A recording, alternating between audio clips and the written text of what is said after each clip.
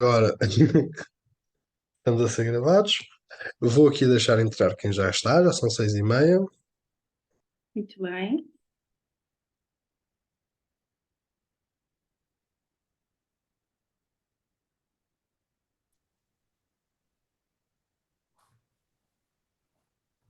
Olá, boa tarde. Olá, Carolina, tudo bem? Olá, Patrícia. Boa tarde.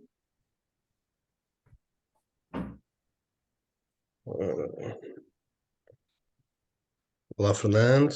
Olá, Zé Maria. Olá, Natan. Olá, Vera. Vamos lá ver se o Irã consegue conectar-se ali ao áudio. O Fernando também está a tentar novamente.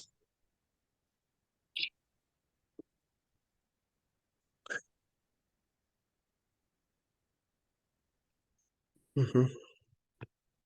Ora, muito boa tarde a todos. Sejam bem-vindos à 16ª sessão do projeto Conversadamente. Hoje o tema é a importância do neuropsicólogo na recuperação após dano cerebral adquirido e hoje temos connosco a professora doutora Margarida Rebelo, que é neuropsicóloga e que vem falar um bocadinho connosco sobre o que é isto, a neuropsicologia, e sobre a experiência dela. Muito obrigado por ter aceito o convite. Obrigada eu, António, obrigada novamente por este convite. Muito honrada. Desculpa-me. Estamos aqui a deixar entrar aqui mais alguns dos participantes. Ahm, Olá, Joana. Como sabem, eu vou desligando os microfones consoante vocês vão entrando, apenas aqui nesta fase inicial, e depois aqui de uma fase inicial de conversa aqui entre mim e a professora, entre eu e a professora Margarida, vamos dar lugar às perguntas. Para não nos atrasarmos muito e para cingirmos aqui a esta hora, vou começar com uma pergunta que é muito simples, ou seja, não é que ela seja muito simples, mas é assim muito óbvia, que é o que é um neuropsicólogo? Ok, muito bem. Antes de mais, muito boa tarde a todos. António, por favor, para me tratares por Margarida, por favor. Deixamos a professora doutora de parte. Acho que não Está gosto bem. muito de termos e eu acho que é mais simples assim. Muito bem, então se calhar eu não vou dizer nada de novo, mas no fundo a neuropsicologia é, portanto, um ramo da psicologia, ok? Portanto, a neuropsicologia, no fundo, é como se fosse uma subespecialidade da psicologia. E, no fundo, aquilo que nós estudamos dentro da neuropsicologia é, assim, de forma muito simplista, a relação entre o cérebro, ou entre o sistema nervoso e o comportamento humano. Portanto, nós vamos fazer esta ligação entre aquilo que sabemos acerca do sistema nervoso e depois aquilo que se reflete em termos de comportamento. Portanto, esta, esta é uma definição assim ampla, muito simplista da neuropsicologia. No fundo, nós acabamos por ter como principal ferramenta de intervenção a mesma ferramenta de intervenção que qualquer outro psicólogo nas outras vertentes e áreas, que é, portanto, a ferramenta da relação terapêutica, portanto, a relação com o outro. Também aquilo, há muita gente que tem, se calhar, a ideia que a neuropsicologia trata cérebros ou trata cognição. Ou trata memória, ou trata atenção, e é verdade que portanto, esses aspectos são fundamentais para a nossa intervenção, e para o nosso dia a dia como profissionais, mas nós não deixamos de tratar pessoas. Portanto, aquilo que em que nós intervimos passa sobretudo pelo comportamento, pelas emoções, pelos sentimentos. E, portanto, nesse sentido, acabamos por ter uma atuação muito próxima à das outras áreas da psicologia. Há sempre esta ligação à pessoa e, Natan, como é que tu costumas dizer? Cada caso é um caso? É isso? Pronto, é isso. Ele está agora com o microfone Chuta- desligado. Estás com cortes, António? Ou Continuo estou com só eu? cortes. Eu Não, também, é possível que esteja. sim. Vamos tentar Pois ver se. a sua Estás internet com está com cortes, corte. António, para variar um Eu bocadinho, não estás com cortes, escuto o António. que estás a falar. Então, vou experimentar abrir aqui a porta para ver se melhora a internet. Dê-me só um segundo. Ah, estava a dizer que, portanto, como é uma ciência centrada na pessoa, uma das áreas da psicologia, não é possível fazer generalizações. Aquilo que serve para uma pessoa não servirá para outra. Absolutamente. E nós cada vez mais sabemos isso, não é? E nós falamos muito de uma abordagem holística, enfim, na neuropsicologia, mas em todas as áreas da psicologia. No fundo, a abordagem holística, se calhar não estou aqui a acrescentar grande coisa, mas é a questão de olharmos para a pessoa como um todo.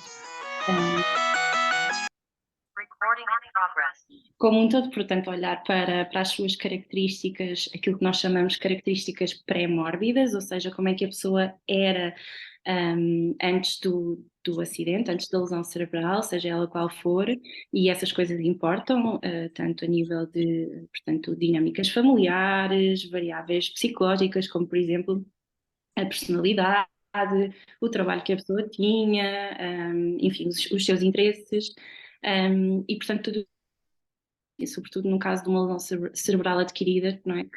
Enfim, como vocês sabem melhor do que eu, são situações muitas vezes de ameaça de vida, não é? Muitas vezes que representam situações traumáticas, episódios significativos de vida, que geram aqui uma mudança muito grande a nível funcional e de participação social e a nível familiar, sem dúvida, mas sobretudo a nível de representações internas, não é? De como é que nós olhamos para nós próprios,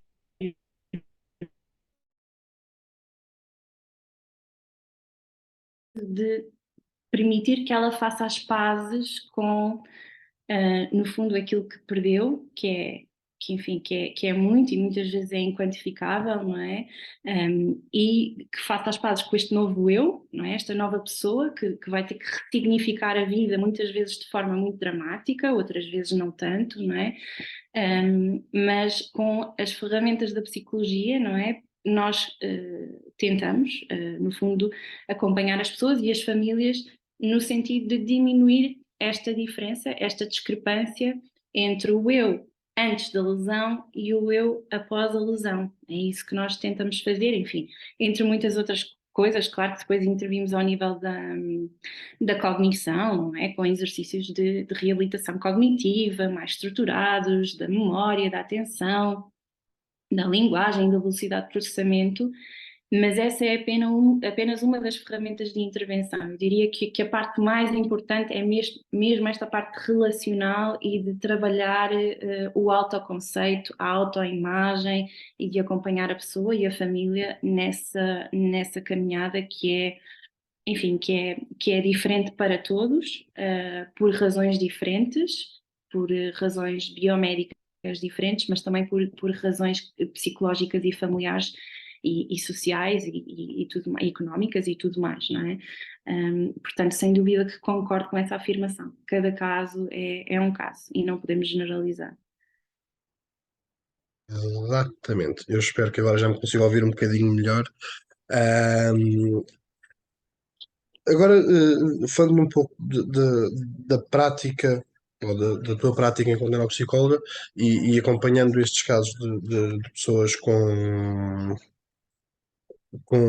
dano cerebral adquirido, o que é que, ou quando é que dirias que o neuropsicólogo ou a neuropsicóloga pode começar a intervir?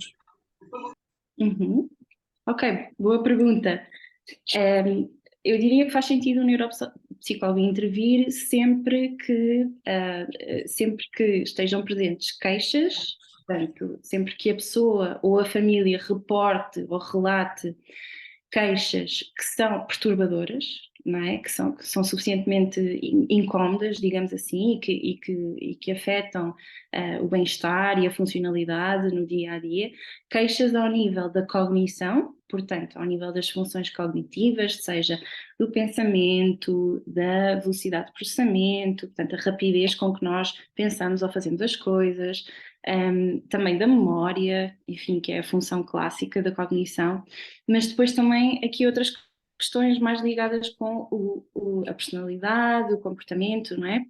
Muitas vezes são alterações frequentemente reportadas e observadas após, por exemplo, um traumatismo crânioencefálico, pequenas ou maiores alterações ao nível do comportamento e da regulação, da capacidade de regular e monitorizar o comportamento. Portanto, eu diria que sempre que existem queixas do ponto de vista emocional, por exemplo, sintomatologia depressiva, ansiosa, do humor, queixas a nível cognitivo, a nível da memória, a nível do funcionamento executivo, da atenção, concentração e ao nível do comportamento. Portanto, pequenas mudanças ou grandes mudanças comportamentais de personalidade, faz sentido um neuropsicólogo intervir ou pelo menos avaliar e tentar perceber, não é? Identificar as necessidades e efetivamente depois de perceber o que é que faz sentido fazer, se faz sentido então iniciar um plano de intervenção em neuropsicologia ou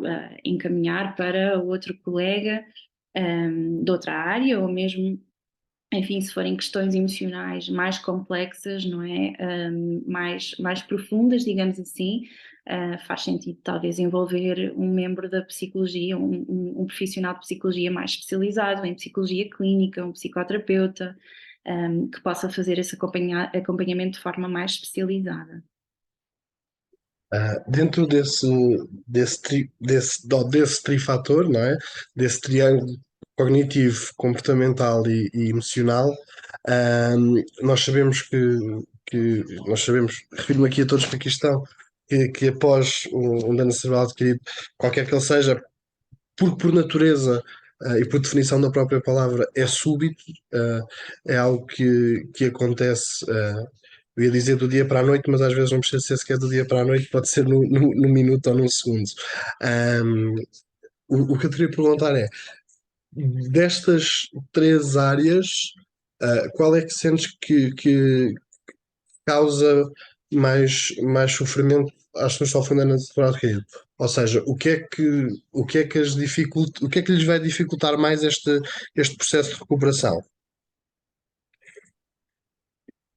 Pergunta difícil, mas vou tentar responder. Olha, aquilo que motiva mais a procura de um neuropsicólogo, na minha opinião, são as queixas cognitivas, ok? Não estou a responder diretamente à tua pergunta, mas já lá vou. Portanto, eu acho que quando as pessoas que sofrem uma lesão cerebral adquirida, assim, de forma abrupta, como tu disseste, aquilo que motiva a procura do neuropsicólogo ou aquilo que motiva o encaminhamento por parte de um profissional de saúde, nomeadamente o médico, quem quer que seja, para um neuropsicólogo, são sobretudo queixas cognitivas. Portanto, quando as pessoas se queixam de memória, de concentração, de dificuldade no raciocínio, enfim, na tomada de decisão.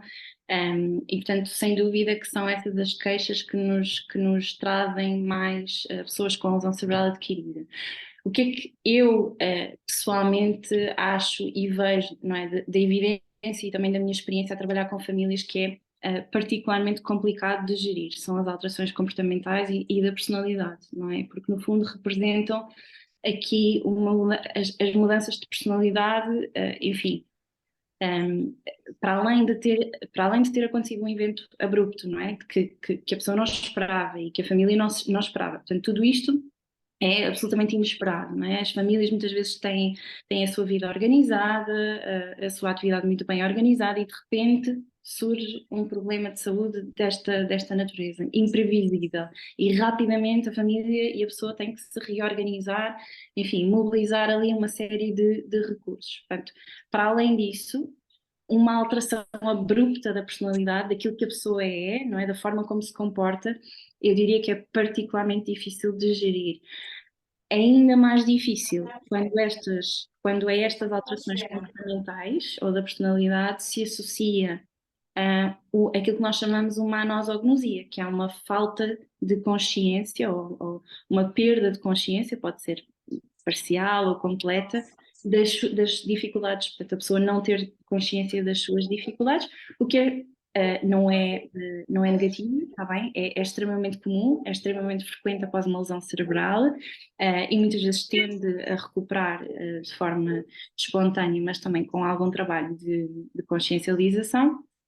Mas isto significa que se a pessoa não tem consciência das alterações de que sofreu após a lesão cerebral, portanto, no fundo, quem nota e quem rema contra a corrente muitas vezes é a família, não é? Isto, para além de ser, enfim, representar uma sobrecarga para a família, muitas vezes é uma fonte de conflito entre a pessoa com lesão cerebral adquirida e a família.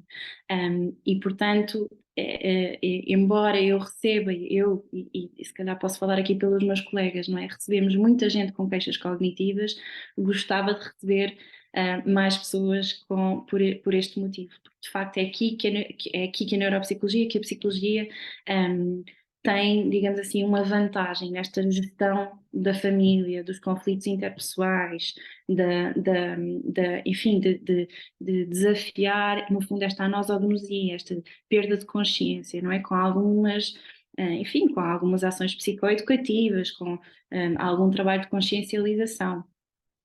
E, portanto, para responder à tua pergunta, a minha opinião é de que as alterações comportamentais e da personalidade, e também, obviamente, a depressão e a ansiedade, são particularmente difíceis de gerir, porque eu gosto de dizer que nós somos seres sociais, não é? Efetivamente, eu acredito e sou muito defensora de que a relação com o outro, as relações interpessoais, independentemente se nós somos mais introvertidos ou mais extrovertidos, as relações são absolutamente fundamentais para a nossa qualidade de vida, o nosso bem-estar. É uma necessidade fundamental. E quando há uma alteração do comportamento e da personalidade, é uma barreira muitas vezes muito clara à relação. E se nós não ajudarmos a pessoa e a família a compreender estas mudanças, pode gerar, obviamente, isolamento, depressão, perda da qualidade de vida, que é tudo aquilo como profissionais de saúde que nós não queremos. Portanto, eu gostava de receber mais pessoas com lesão cerebral adquirida por esses motivos também. Obviamente sem desvalorizar as queixas e as dificuldades cognitivas, que eu sei que interferem muito, muito com as atividades de vida diária, com a atividade profissional, portanto, sem querer de todo desvalorizar essas queixas. Naturalmente. Obrigado. Vou agora fazer uma pergunta, já desfocar um bocadinho agora disto que estávamos a falar, mas que tem a ver com os programas de reabilitação. Ou seja, no fundo quero-te perguntar qual é que é o papel do neuropsicólogo dentro de um programa de reabilitação. Mas mais especificamente, o porquê do programa de reabilitação normalmente ser tão curto no tempo. Digamos assim, tem aquele período que há sítios que fazem mais, há sítios que fazem menos, e por oposição a isso, o acompanhamento que o neuropsicólogo vai fazendo ao longo do tempo. Qual é que é a diferença destes dois tipos de intervenções? Então, deixa-me ver se percebi a tua pergunta. Já lá vou ao papel, assim, de forma mais concreta, ao papel do neuropsicólogo num programa de reabilitação. No fundo, o que é que nós fazemos na prática, não é? Em termos de duração, eu confesso que vai depender muito do contexto em que o neuropsicólogo está inserido. E como tu sabes, eu tenho um contexto de atuação muito, muito específico, não é? Portanto, para esclarecer, eu trabalho em contexto privado, não trabalho em contexto público, e, portanto, o tempo de intervenção é negociado e delimitado e definido em colaboração, portanto, entre mim e a família, não é? E a pessoa, obviamente. E depende, única e exclusivamente, neste contexto, portanto, do racional, não é? Clínico, ou seja, quanto tempo é que eu acho que é necessário, com o conhecimento que eu tenho acerca do cérebro, da neuroplasticidade, das características de motivação da pessoa, etc, etc. Portanto, quanto tempo é que clinicamente eu acho que aquela pessoa precisa para atingir os objetivos que nós em conjunto estabelecemos. Obviamente, dependendo dos recursos financeiros da pessoa, porque estamos a falar de um contexto privado e é muito importante esclarecer isso. Portanto, esse é o contexto enviesado, confesso, o contexto muito específico em que eu trabalho, e também da disponibilidade, portanto, a nível de tempo, não é? Portanto, eu diria que a duração de um programa depende muito do contexto em que o neuropsicólogo está inserido e dos recursos que tem à sua disposição. Se eu acho que a reabilitação neuropsicológica é um processo curto, ou deve ser um processo curto, não. Eu acho que é um processo muito demorado. Porquê? porque estamos a falar aqui, a reabilitação neuropsicológica passa sobretudo por promover mudança comportamental, ok? A reabilitação neuropsicológica, ao contrário do que muita gente pensa, não é limitada a fazer tarefas de papel e lápis e exercícios no computador para treinar a atenção e a memória.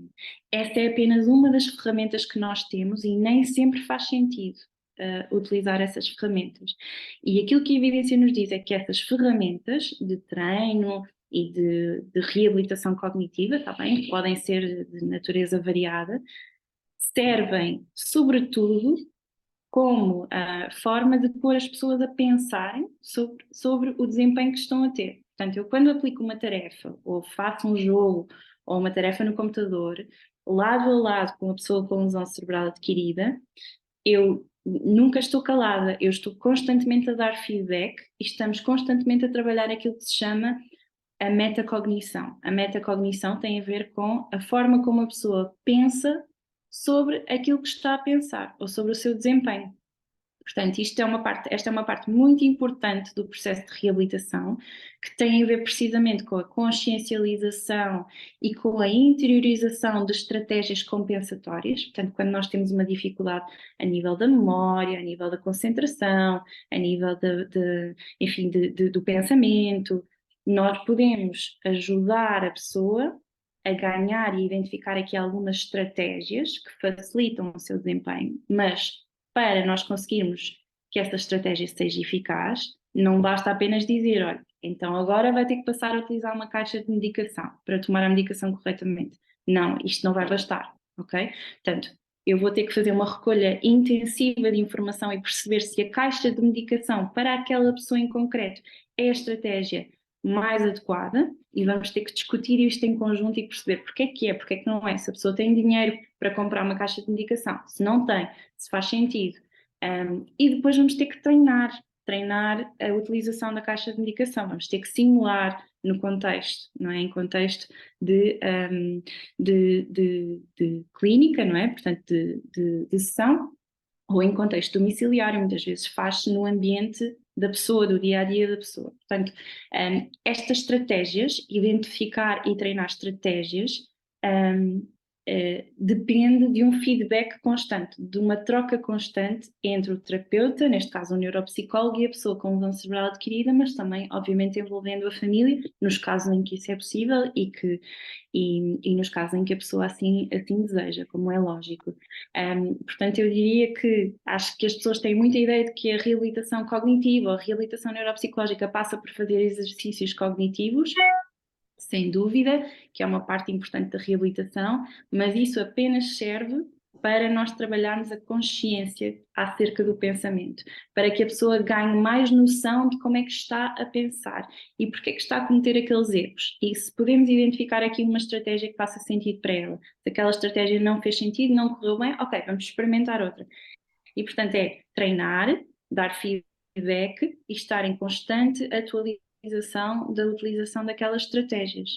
Okay? Isto implica, obviamente, muita, enfim, para além de todas as características que eu acho que um psicólogo deve ter, não é? Empatia, paciência, etc, etc, implica muita disponibilidade e implica muito treino e repetir as coisas várias vezes. Isto implica tempo, naturalmente. Portanto, se eu acho que um programa de reabilitação neuropsicológica deve durar menos do que 1 mês, 2 meses, 3 meses, não acho. Depois vai depender muito, obviamente, das necessidades e da gravidade das sequelas também.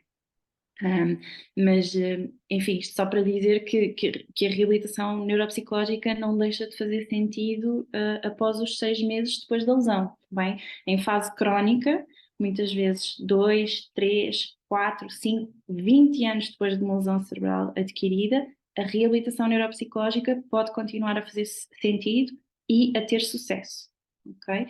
E vai depender sempre dos objetivos que nós definimos.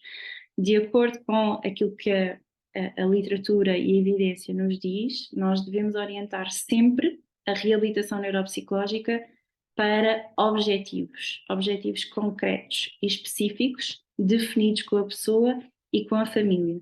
Portanto, nós não devemos iniciar um programa de reabilitação neuropsicológica sem antes termos definido objetivos. ok? E fazer as coisas no ar. E esta definição de objetivos demora tempo, portanto é preciso recolher muita informação, conhecer muito bem a pessoa e tentar elicitar aqui algumas motivações. Muitas vezes as pessoas chegam-nos com lesão cerebral adquirida e por alguma apatia, por alguma falta de motivação, lá está, por perda de consciência, elas próprias não são capazes de nos dizer: bom, eu daqui a 5 meses gostava de voltar a fazer isto, ou bom, eu tenho pena de ter deixado de fazer isto e gostava de voltar a adquirir esta competência, ou gostava de experimentar este trabalho em vez daquilo que eu tinha anteriormente. Muitas vezes as pessoas não conseguem verbalizar de forma tão estruturada estas motivações e, portanto, na fase inicial do plano, também nós temos que, através de algumas técnicas de entrevista motivacional, não é? Temos que ajudar a pessoa a encontrar aquilo que quer para a sua nova vida. Isto demora tempo, demora muito, muito tempo. Faz parte daquilo que falávamos inicialmente do processo de aceitação, e como deu para perceber, pela tua resposta, é muito importante esta relação terapêutica que vai sendo criada entre o neuropsicólogo, depois a forma como a pessoa com dano cerebral acaba por ter, e a forma como ela vê o papel aqui do neuropsicólogo. Estamos aqui a chegar à nossa meia hora. Eu gostava de abrir aqui as perguntas aqui à nossa audiência maravilhosa. Eu tenho aqui algumas perguntas no chat. Quem quiser fazer uma pergunta agora mais específica, pode fazê-la também em voz alta. Ora, o Zé Maria, vou fazer aqui a tua questão que fizeste aqui logo no início. A neuropsicologia não aumenta o narcisismo? Pergunta-te o Zé Maria, não sei. Queres responder a essa? Eu não, essa eu não pergunta? sei, eu não sei, eu não sei. Só aumenta o meu narcisismo em específico, Zé Maria? Não? Eu diria que não, nem vejo razão para existir essa relação. Portanto, o objetivo é que a neuropsicologia, se bem pergunta, eu se calhar não percebi a pergunta. Se É quiseres, se o acompanhamento por parte do neuropsicólogo a uma pessoa com lesão cerebral adquirida pode aumentar traços de narcisismo? sim, é isso Ok. mesmo, Maria. Ok, eu diria que não, não é? Eu diria que a nossa intervenção enfim, no sentido de é uma intervenção neutra, não é? No sentido de normalização, não que um traço narcisista não seja normal, aquilo que eu quero dizer é que, portanto, a nossa intervenção é uma intervenção neutra e não tem como objetivo, obviamente, exacerbar isto, assumindo que estamos a falar no mau sentido, não é? Há nenhum traço de personalidade, nem vejo razão para existir essa relação. Um, Eu tenho aqui uma outra pergunta. Um neuropsicólogo ajuda-me a saber o que é que o meu cérebro é capaz e onde posso melhorar ainda mais, e se por outro lado, onde nem devo trabalhar por já não valer a pena. Sim, respondendo de forma muito simplista, eu acho que o neuropsicólogo ajuda a gerir expectativas nesse sentido, porque tem uma posição privilegiada em termos de conhecimento acerca do cérebro, acerca lá está, da neuroplasticidade, não é? Da capacidade do cérebro se adaptar em condições normais ao longo da nossa vida, mas também após uma lesão cerebral, e isso é sem dúvida muito importante, não é? Portanto, nós termos esse conhecimento, o que nos permite também, no fundo, balizar um bocadinho aquilo que nós chamamos o potencial de reabilitação, embora eu não goste muito deste termo, porque eu acho que existe potencial de intervenção e de reabilitação sempre que existam queixas cognitivas, emocionais e comportamentais após uma lesão cerebral adquirida. Como vos disse, mesmo 20 anos, 30 anos após uma lesão, está bem? Existem vários casos de sucesso em termos de reabilitação da participação e da funcionalidade, também. Não estamos a falar de melhorar a memória, nem melhorar a concentração. Estamos a falar de melhorar a participação social, que são aspectos diferentes, mas existem casos de sucesso até 20 anos depois de uma lesão cerebral.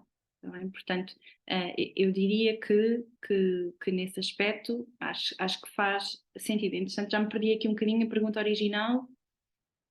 Não tem problema, eu dou-te aqui uma ajuda. A pergunta original era se deves, ou seja, se o neuropsicólogo pode ajudar a perceber o que é que pode ser trabalhado e o que é que vale a pena ser trabalhado, e se por outro lado, se não deve, ou seja, se te vai dizer aquilo que já não deves trabalhar mais, já não vale a pena tentar.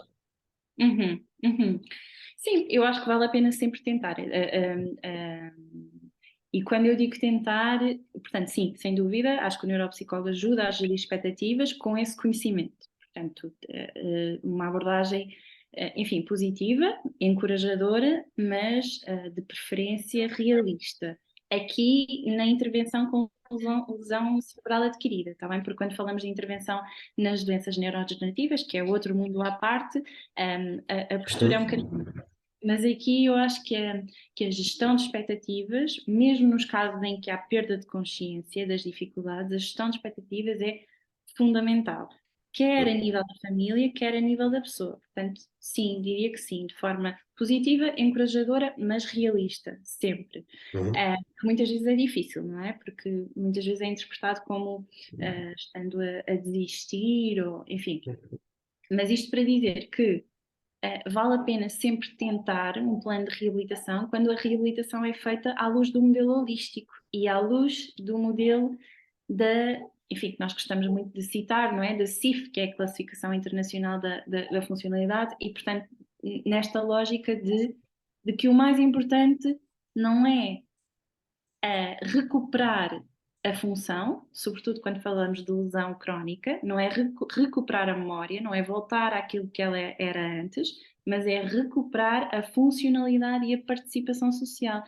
Quando, sobretudo quando estamos a falar de lesões crónicas, depois de 6 meses da lesão, quando se inicia um plano de reabilitação neuropsicológica, é sempre nesta lógica de reabilitar para melhorar a participação social, para melhorar a qualidade das relações familiares, para melhorar a qualidade das relações no trabalho, o que quer que seja, de convívio, no dia a dia, no centro-dia, o que quer que seja. Sempre nessa lógica da participação e da funcionalidade. Bem, os nossos objetivos nunca são melhorar a memória. Nunca são subir 20 pontos naquele teste de memória. Subir 20 pontos, está bem? Isso é importante, mas é secundário. Se isso não acontecer, se a pessoa não melhorar depois do plano de reabilitação, não melhorar naquele teste de memória, isso não diz absolutamente nada. A intervenção pode ter sido bem sucedida na mesma. Porquê? Porque o que eu quero é que aquela pessoa volte a ter interesse, prazer, satisfação com a vida. E isso não passa por melhorar 10 pontos num teste de memória ou de concentração. Sim, até porque, como eu tenho o hábito de dizer a alguns de vocês que estão aqui hoje, é pouco determinante o teste em si, porque ele nunca vai refletir a verdade do mundo real e a complexidade que ele tem, e portanto o desafiante que é estarmos a usar estas capacidades que nós neuropsicólogos vamos tentando avaliar com aquele teste específico, mas depois em mundo real acaba por vezes por não se traduzir. Eu posso ter nível máximo num teste qualquer de memória, mas depois no mundo real, como há tanta coisa a acontecer à minha volta, eu não consigo concentrar-me o suficiente. E o objetivo é sempre este que eu estava a dizer, de aumentar a qualidade de vida e os índices de funcionalidade. Aqui uma outra pergunta: um neuropsicólogo consegue trabalhar os comportamentos impulsivos muito típicos no pós-traumatismo crânioencefálico? Sim, consegue. E há várias estratégias para trabalhar a impulsividade e outras queixas ou outros problemas dessa natureza, portanto, do domínio comportamental.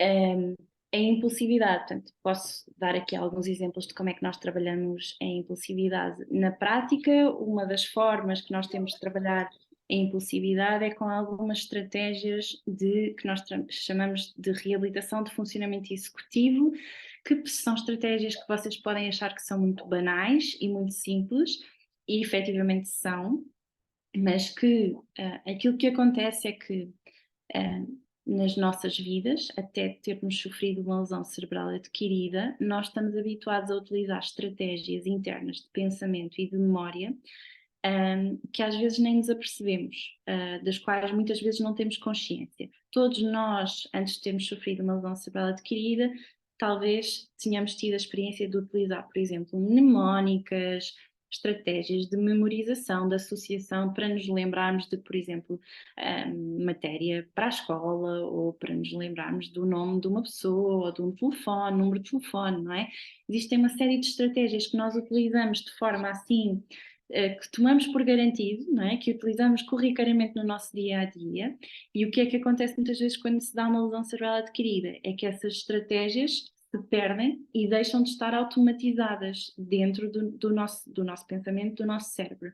E, portanto, a reabilitação neuropsicológica passa muito por voltar a fazer com que a pessoa interiorize essas estratégias novamente, para que elas passem a estar online novamente.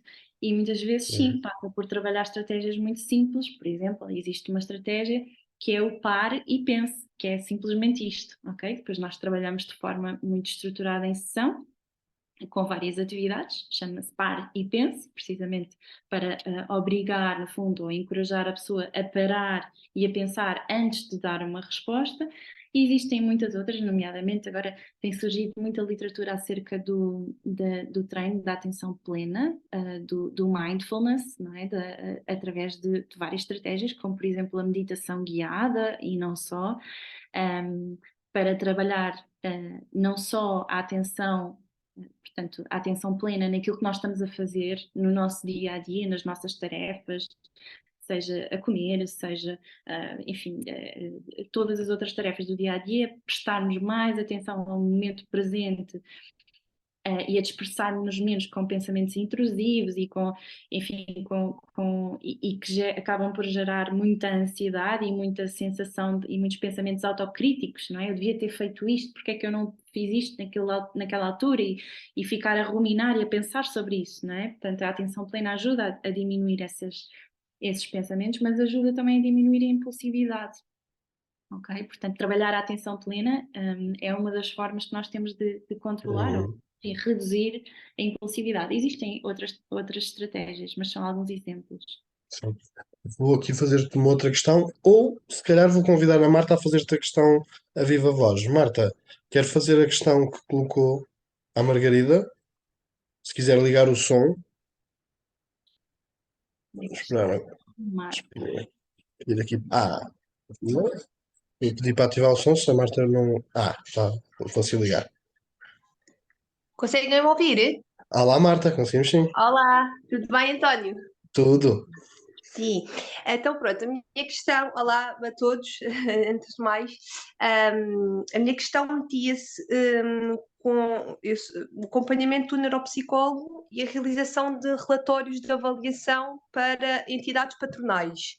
E queria perceber se um relatório do neuropsicólogo a referir se a pessoa é ou não capaz de assumir a mesma função na sua entidade patronal é válida ou não, ou se as entidades patronais necessitam de algum relatório médico ou se é válida a do neuropsicólogo.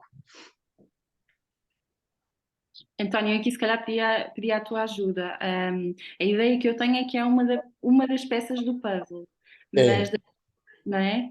Sim. Portanto, não... É uma das peças do puzzle, e há depois aqui uma questão que alguns deles também abordam um bocadinho mais em baixo, que tem a ver que muitas das vezes depois tem a ver com as baixas médicas e com os certificados de multiusos, em que, em que os relatórios que o neuropsicólogo vai passar, por vezes, são tanto ou quanto descartados nas juntas médicas, que têm tendência apenas pronto, a que essas informações não sejam tão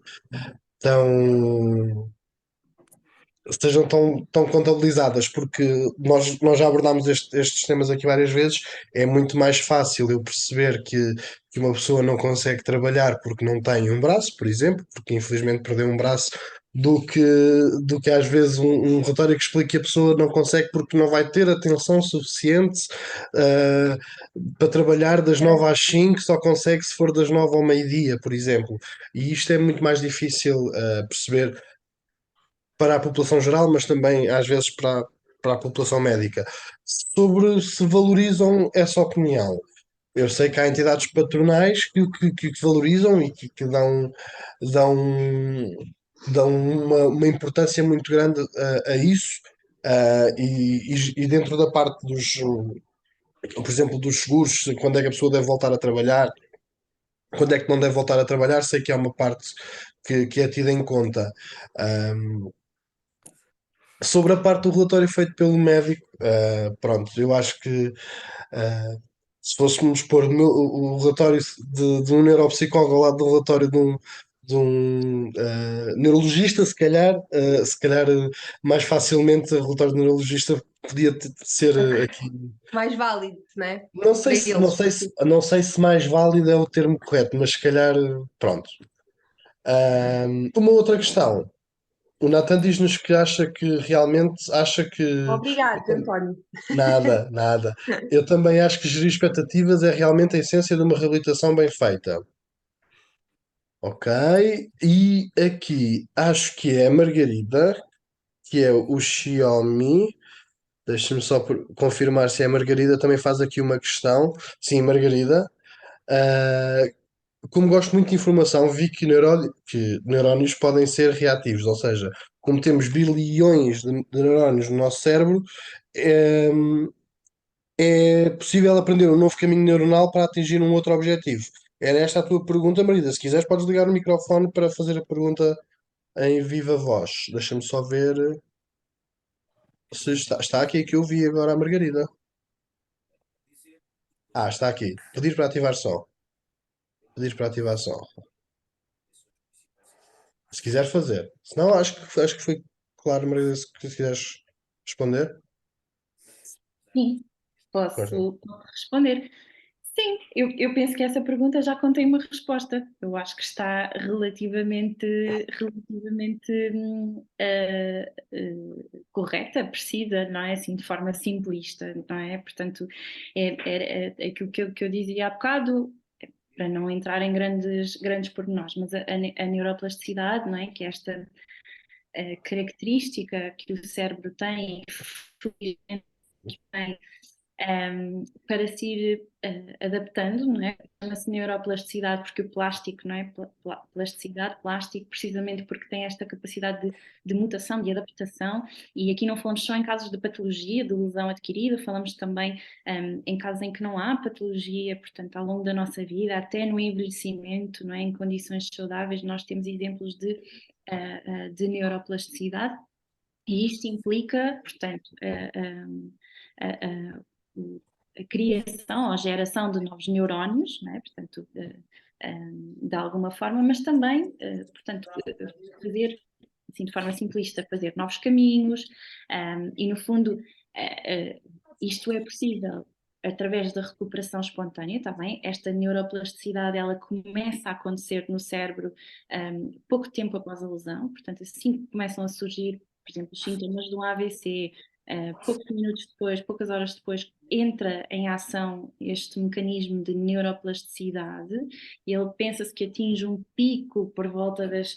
3 semanas após a lesão, está bem? É quando de facto está numa atividade máxima, continua, a neuroplasticidade continua até por volta dos 3, 6 meses, ela, ou seja, continua a aumentar. Depois dos 6 meses, ela continua a ser possível, a neuroplasticidade continua a ser possível, ela atinge a um platô, aquilo que se chama uma estabilização do mecanismo, tá bem?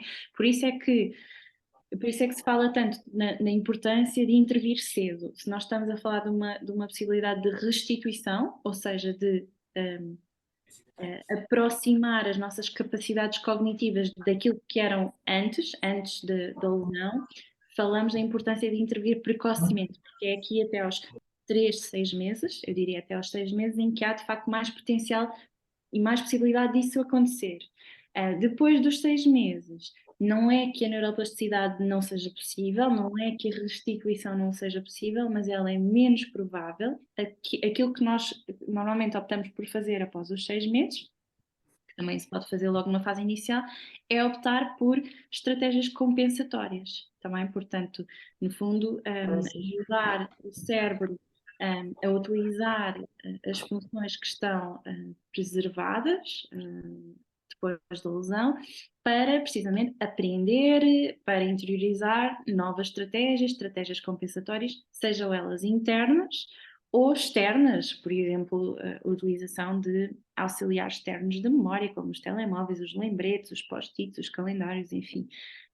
Mas isso depende de algumas capacidades cognitivas preservadas depois da lesão. Mas sim, portanto, diria que essa descrição é uma descrição boa da neuroplasticidade. Ok. Vou aqui fazer uma outra questão do Tiago, ou vou convidar o Tiago a fazer a questão. Tiago, queres ligar o som e fazes a tua questão?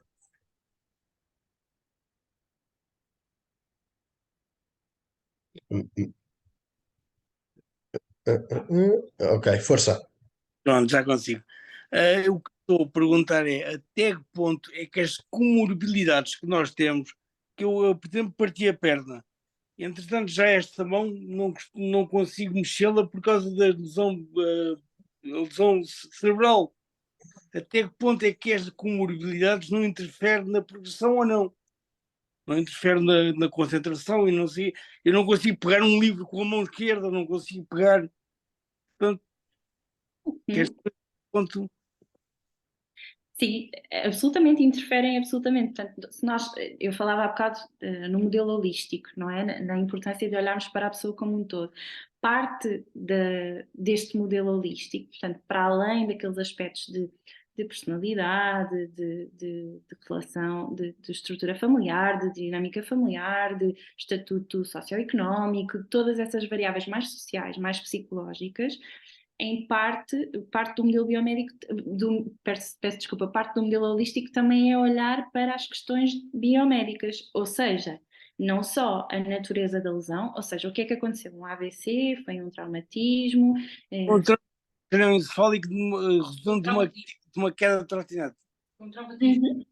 Portanto, olhar para a natureza da lesão, o que é que aconteceu e qual é que é a gravidade da lesão neurológica, não é? Do ponto de vista neurológico, quais é que são as funções afetadas e a área afetada, mas para além disso olhar para o restante panorama físico, não é? Para o restante panorama médico, ou seja, se existem condições, se existem outras comorbilidades, não é? Portanto, neste caso, limitação a nível motor ou muitas vezes até, por exemplo, outras questões relacionadas com infecções ou escaras ou situações que causem dor, não é? Por isso que possam interferir aqui com a motivação para participar na reabilitação e para recuperar.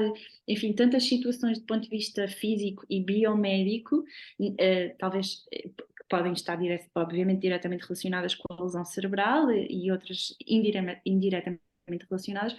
Tudo isto pode interferir e nós não sabemos, obviamente, com que peso em cada pessoa, não é? Depois isto depende muito, mas tudo isto pode interferir com o processo de recuperação. Sim, absolutamente. Ok. Aproveitar para juntar aqui duas perguntas que nos fizeram. Uma é como é que eu sei se devo ir a um neuropsicólogo ou se devo ir a um psicólogo, vou aqui trocar por miúdos, clínico. Aquilo que nós estamos mais habituados se calhar a ver e a ouvir falar. E a segunda é se é mais caro um psicólogo, um neuropsicólogo ou uma consulta de neuropsicologia contra uma consulta de psicologia. Não vou apanhar a responder a essa pergunta. Vou ser completamente machadada na praça pública. Não, estou a brincar, eu vou tentar responder. Portanto, em primeiro lugar, como é que eu sei se devo recorrer a um neuropsicólogo? É isso? Se devo recorrer a um neuropsicólogo ou a um psicólogo clínico. Uhum. Eu diria que, tendo em conta que grande parte das lesões cerebrais têm alterações ou sequelas cognitivas associadas, bem, grande parte. É verdade que nem todas têm, mas grande parte, a grande maioria, seja a nível da velocidade de processamento, mesmo que seja uma lesão ligeira, muito, muito ligeira, normalmente dá, nem que seja uma lentificação, dificuldades ao nível da memória, da concentração, ok? Portanto, grande parte das lesões cerebrais adquiridas dão alterações cognitivas. E nesse aspecto eu acho que faz sempre, se for uma queixa significativa para a pessoa, e em bom rigor eu acho que o encaminhamento devia ser feito pelo profissional de saúde que acompanha, não é? Que gera o caso, seja o neurologista, o médico de família, o psiquiatra, quem quer que seja, ou outro profissional qualquer. Portanto, se existem queixas do foro cognitivo, emocional ou comportamental, devem ser relatadas ao profissional que acompanha e deve, em bom rigor, deve ser feito esse encaminhamento para o neuropsicólogo. Depois, o que é que acontece? O neuropsicólogo, depois de fazer então esta avaliação extensa, não é, do funcionamento cognitivo, das capacidades cognitivas e também a nível comportamental, qualidade de vida, enfim, suporte familiar, isso tudo, pode optar por encaminhar para um colega especialista. Dar-vos um caso enfim, de uma pessoa que eu acompanhei que sofreu um traumatismo e na sequência desse traumatismo, não é, ter sido atropelada, ficou com sequelas cognitivas, eu diria que é um quadro de alterações cognitivas ligeiras, está bem, mas ficou aqui com muitas questões do ponto de vista emocional, de sintomatologia ansiosa e de sintomatologia fóbica, de medo, e de ansiedade associada ao contexto daquele atropelamento. Portanto, andar na rua, passar numa passadeira, andar na rua é extremamente complicado depois da lesão. E com algumas dificuldades na gestão da autoimagem. Portanto, era uma pessoa que depois da lesão se olhava ao espelho e não se reconhecia. Não era uma dificuldade de reconhecimento, está bem, ela sabia que era ela que estava ali, mas do ponto de vista psicológico tinha uma distorção da autoimagem e também acontecia aquilo que nós chamamos que é somatizar a ansiedade. Portanto, o que acontecia, por exemplo, enfim, esta pessoa ficou com uma cicatriz, não é? Sequelar ao acidente e tinha que massajar a cicatriz. E quando massageava a cicatriz, experienciava náuseas e vômitos. E, portanto, isto é sintomatologia que nós enquadramos na sintomatologia ansiosa, sintomatologia, enfim, do ponto de vista psicológico, que eu considerei que naquele momento não teria competência suficiente para trabalhar essa sintomatologia em particular. Portanto, aquilo que eu fiz, e no fundo é aquilo que o código deontológico da nossa ordem nos obriga a fazer, que é, quando sentimos que não temos competência suficiente para trabalhar aqueles aspectos, devemos, obviamente, encaminhar para um colega especializado que o possa fazer. Portanto, aquilo que aconteceu foi que eu acompanhei esta pessoa em reabilitação cognitiva, trabalhámos tudo o que era aspectos cognitivos, de funcionalidade, de reintegração profissional, portanto, voltar ao trabalho mais num aspecto cognitivo, claro, sempre com a dimensão emocional em mente, sempre, mas a colega da psicologia clínica trabalhou de forma mais intensiva e especializada os aspectos da ansiedade, das fobias,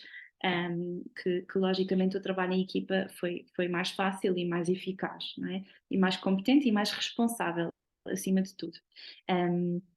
Depois, e só dizer uma coisa que eu também acho que é importante desmistificar, para fazer psicoterapia, para fazer psicologia clínica, para uma pessoa ser submetida a uma intervenção em psicologia clínica, enfim, depende dos objetivos, não é? Mas implica um nível mínimo em termos de cognição, implica um nível mínimo em termos de introspecção e de reconhecimento de sentimentos. Há situações pós-lesão cerebral em que pode não fazer sentido iniciar-se, pelo menos naquela fase mais precoce, uma psicoterapia, bem? Porque não vai ser eficaz, ou seja, a cognição precisa de ser trabalhada primeiro, a consciencialização, a atenção, a concentração, porque senão não há forma da pessoa iniciar um processo psicoterapêutico, bem? Se um neuropsicólogo é mais caro do que um psicólogo, Eu confesso que não tenho dados para responder essa pergunta e eu acho que não é fácil responder essa pergunta. Mais uma vez, vai depender muito do contexto de intervenção. Mas eu até diria que não. Na verdade, o que acontece com os psicólogos e com os neuropsicólogos é que o mercado é livre e os preços rondam, se calhar, na maior parte dos casos, ali todos mais ou menos o mesmo valor. Ahm, e depois. E depois realmente pode haver uma pequena diferença entre zonas do país, por exemplo, porque há mais procura ou porque há menos oferta e, portanto, acaba por poder ser um bocadinho mais caro. Mas da minha experiência, também não me parece que seja mais caro uma sessão, uma sessão qualquer, digamos assim, se pegarmos numa sessão de preço médio.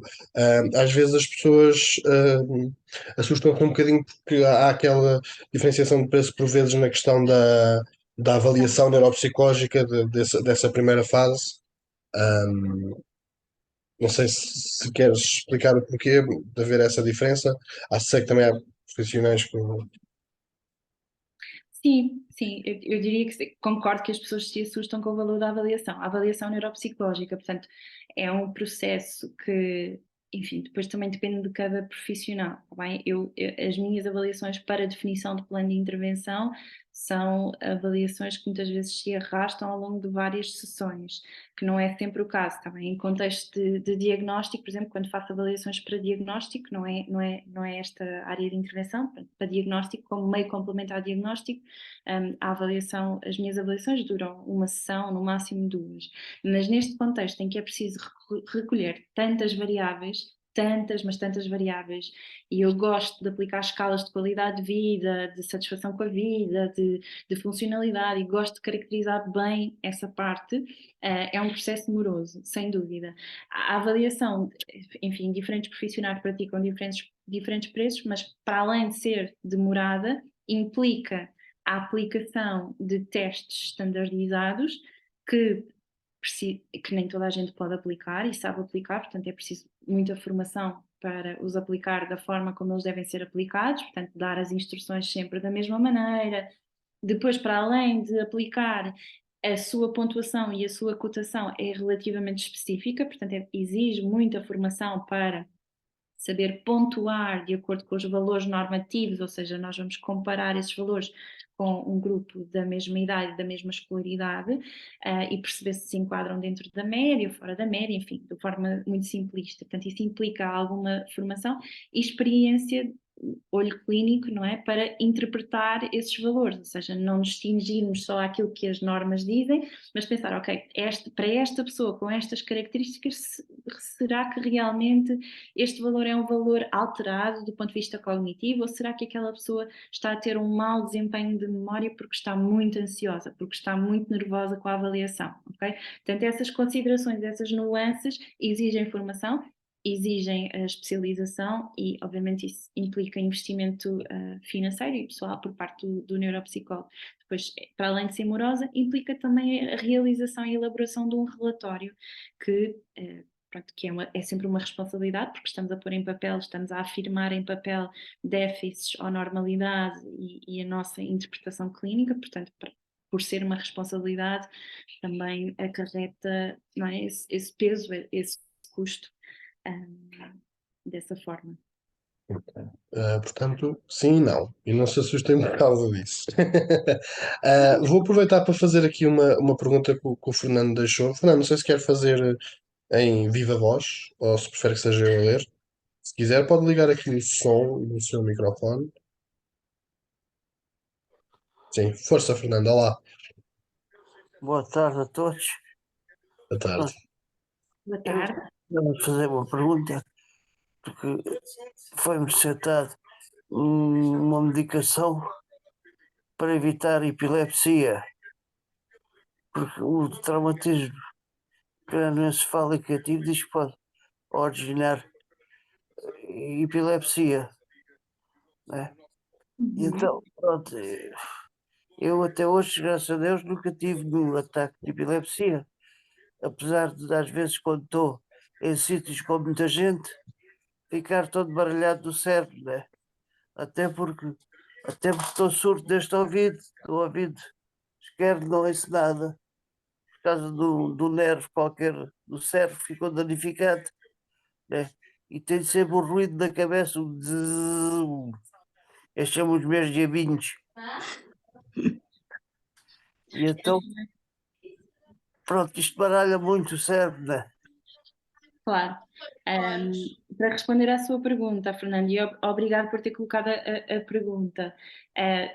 O facto de se baralhar em contexto de maior ruído e de maior confusão social é diferente de um ataque epilético, não é? Portanto, uma coisa é essa hipersensibilidade à confusão e à hiperestimulação, não é? Portanto, tudo o que é ruído e confusão e muita movimentação é absolutamente, eu não quero dizer normal, mas é muito frequente e é muito comum após uma lesão cerebral. Em relação à epilepsia, sim, nós sabemos que as lesões cerebrais aumentam a probabilidade de ataques e de epilepsia, e o facto de nunca ter tido um episódio epilético é ótimo, portanto é muito bom. E foi nesse sentido, provavelmente, que a medicação foi prescrita do ponto de vista preventivo, não é? Não sei, António, se queres acrescentar alguma Sim, coisa. sim, é algo, como tu dizes, que não é que seja normal, mas é comum que aconteça após um TCO ou após o tipo de dano cerebral adquirido. Ahm, Surgir aqui episódios de epilepsia, muitas das vezes, pelo que eu entendo, normalmente é receitado um antiepilético já antecipatoriamente, não vá os diabinhos de celas, Fernando. Como você diz, os diabinhos, a gente aceita essa forma de dizer. Eu vou fazer aqui, já chegamos aqui ao fim do nosso tempo programado. Eu vou pedir aqui à Margarida só para fazer mais uma pergunta, só porque parece-me interessante. Para fazer reabilitação neuropsicológica, a paciente tem que ser capaz de comunicar oralmente, ou o paciente? Não, a resposta é não. Ah, e confesso eu gosto de ser muito realista e muito honesta. Um, Intervir com alguém que não está capaz de comunicar oralmente é um desafio muito grande para um profissional, não é? Porque, de facto, nós estamos muito habituados a utilizar a oralidade, e porque a oralidade é uma parte importante da forma como nós estabelecemos a relação terapêutica, não é? Enfim, na grande maioria dos casos é através da oralidade, da palavra, mesmo que o discurso não seja fluente e sejam apenas algumas palavras, sem dúvida que a oralidade é uma parte muito importante. Dito isto, é possível fazer um plano de intervenção quando o paciente não tem capacidade de comunicar oralmente. A minha experiência é que estes casos normalmente passam pela terapia da fala, enfim, depende dos casos e depende da razão pela qual a pessoa não comunica oralmente, está bem? Mas Uhum. normalmente um paciente que não tem comunicação oral está a ter acompanhamento da terapia da fala. Enfim, estou aqui a pensar, por exemplo, numa afasia global, não é? Em que normalmente quem faz o acompanhamento, e até um acompanhamento cognitivo extralinguagem, acaba por ser a terapia da fala, porque nessa fase, nessas situações, é o profissional mais capacitado e habilitado para ultrapassar a barreira da comunicação de forma positiva e ao serviço da qualidade de vida do paciente. Claro que o ideal é, numa equipa multidisciplinar, o terapeuta da fala, que é quem está a intervir, poder receber input e feedback e trocar impressões com o neuropsicólogo, o fisioterapeuta, o terapeuta ocupacional, a assistente social e por aí fora. Mas é uma pergunta interessante. Sim, e ainda se levanta por acaso uma questão que está relacionada com aquilo que o Tiago pergunta, que é das comorbilidades. Por exemplo, nos testes ou nas provas que muitas vezes aplicamos, elas estão ou foram muitas vezes pensadas para uma população sem qualquer tipo de problemática, digamos assim. Portanto, se alguém não o vir, por exemplo, se alguém for cego, por exemplo, à nascença e quer fazer uma avaliação neuropsicológica, é muito mais difícil eu pedir a essa pessoa para desenhar qualquer coisa, para me ler um texto, bom, conseguem facilmente imaginar. No caso da oralidade, passa-se um pouco também o mesmo, ou ainda há aqui o problema aqui que a Marina nos fala deste elo de ligação. Uma última pergunta, deixo aberta a quem quiser fazer. Quem quiser fazer pode ligar o microfone. Eu acho que a Carolina. Isso, Carolina, diz. Não é bem questão.